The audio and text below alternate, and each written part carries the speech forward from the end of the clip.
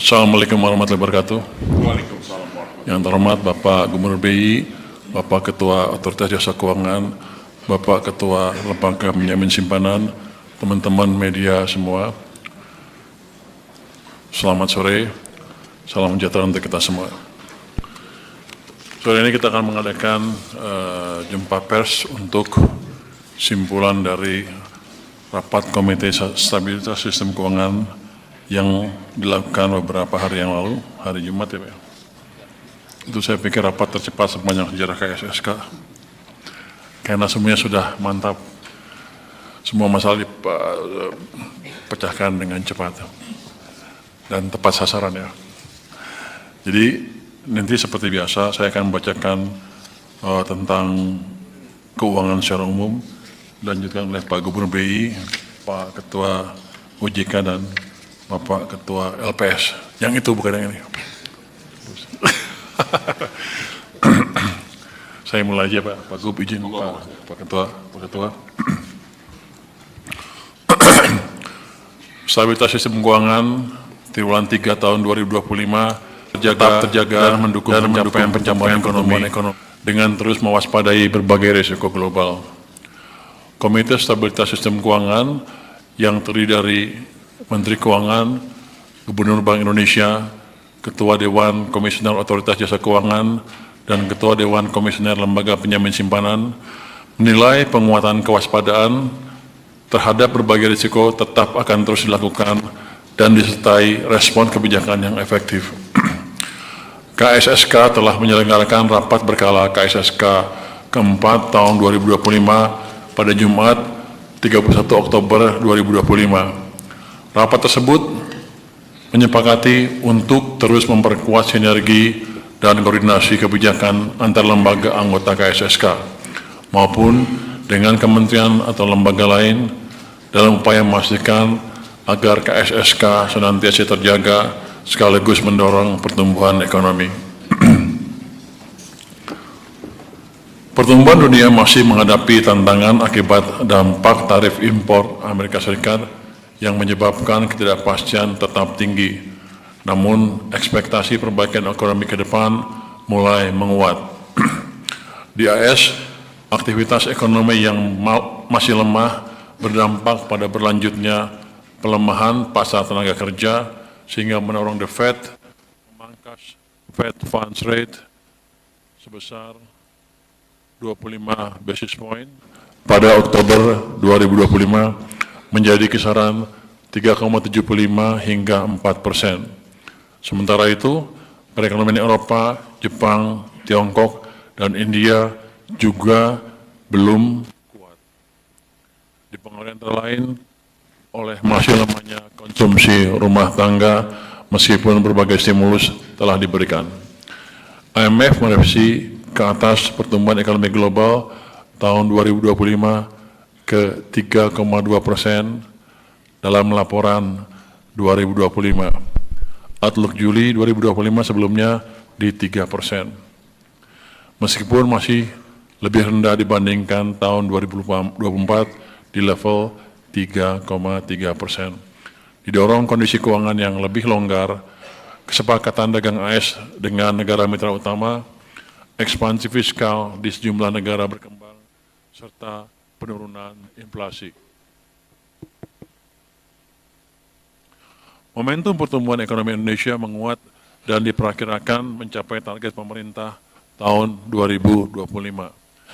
Pada triwulan 3 2025, konsumsi rumah tangga dan investasi tetap terjaga baik dengan dukungan pemerintah bersama otoritas moneter dan sektor keuangan.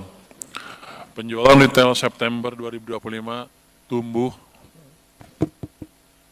5,8%. Tumbuh 5,8% year on year. Di bulan Juni 1,3%. Diikuti keyakinan konsumen terhadap kinerja pemerintahan dan ekonomi yang terus membaik.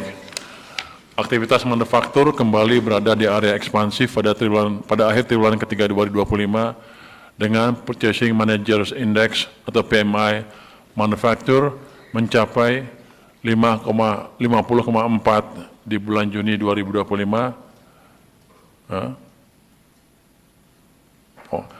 Manufaktur mencapai 50,4, Juni 2025 kontraksi di 46,9 dan berlanjut ke 51,2 pada bulan Oktober 2025. Utamanya ditopang oleh kenaikan pesanan baru selama 3 bulan berturut-turut sejalan dengan surplus neraca perdagangan triwulan ketiga 2025 yang mencapai 14 miliar dolar atau tumbuh 63,4% quarter to quarter dan 112,1% year on year karena kuatnya daya saing produk Indonesia. Penempatan kas pemerintah 200 triliun rupiah sebagai cermin dari pertumbuhan uang primer sebesar 13,2% year on year.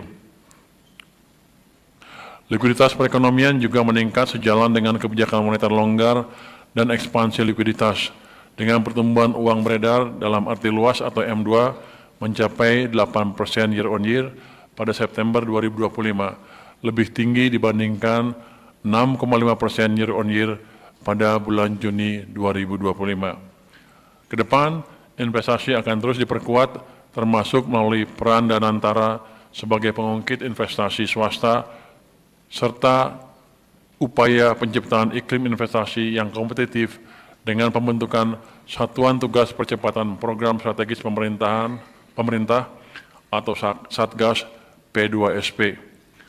Belanja APBN untuk mendukung aktivitas konsumsi dan produksi diperkuat melalui percepatan implementasi program strategis serta pemberian stimulus dan dukungan insentif bagi sektor prioritas yang disinarikan dengan kebijakan moneter dan sektor keuangan.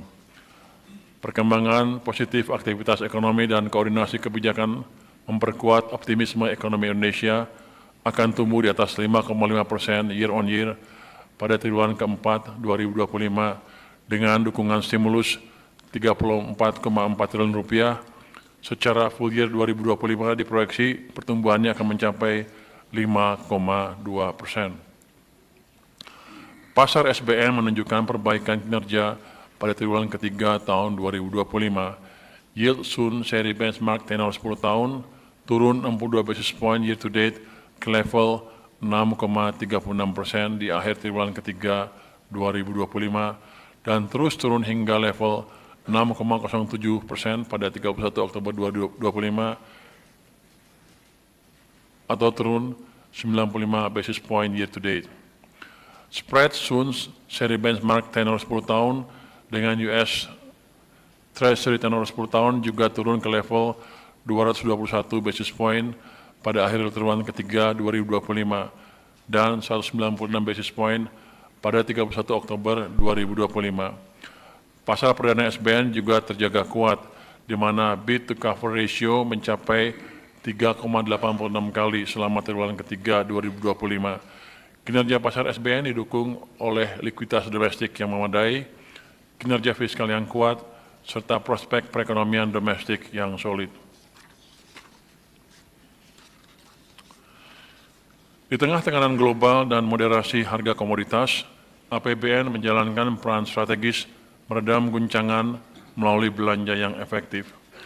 Hingga akhir triwulan ketiga 2025, realisasi belanja negara mencapai 2.234,8 triliun rupiah atau 63,4% dari outlook laporan semester.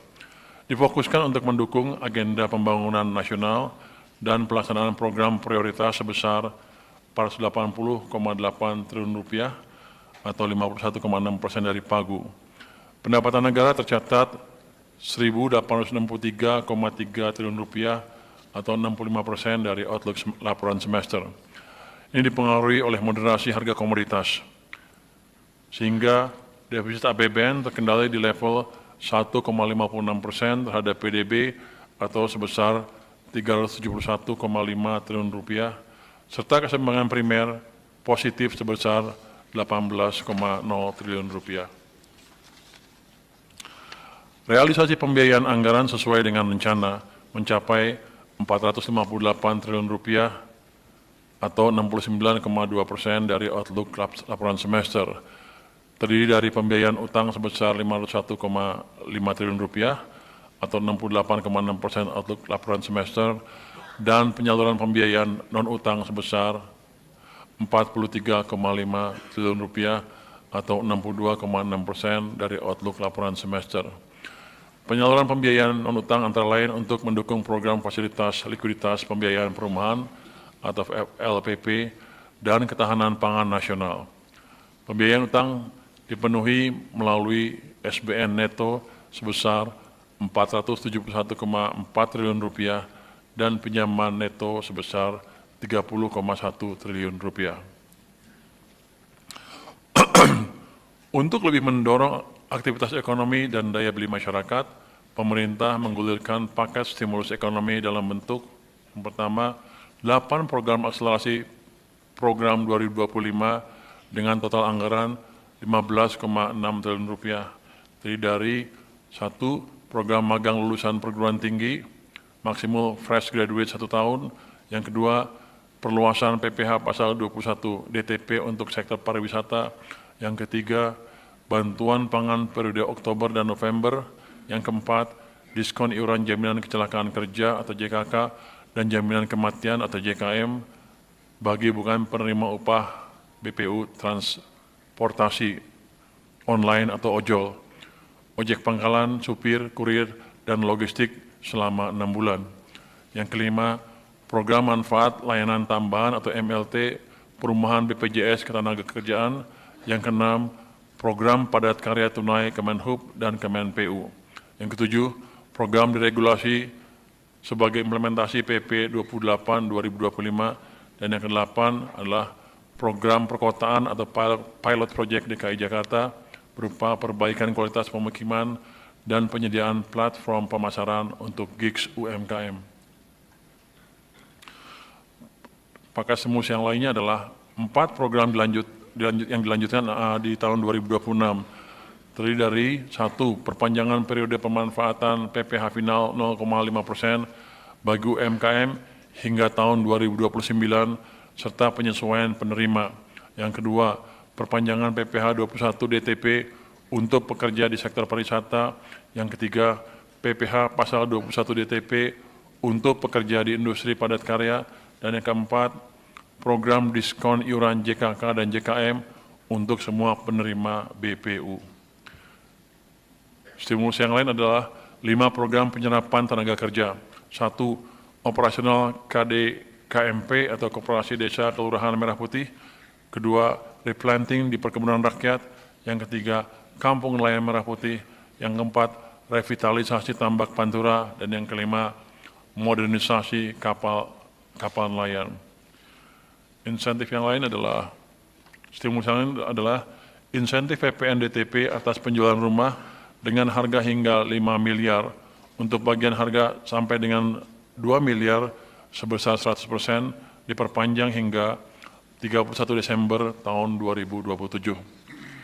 Stimulus yang lain adalah bantuan langsung tunai atau BLTS sejahtera untuk 35,05 juta keluarga penerima manfaat sudah disalurkan secara bertahap dan akan disalurkan seluruhnya pada pekan kedua November 2025.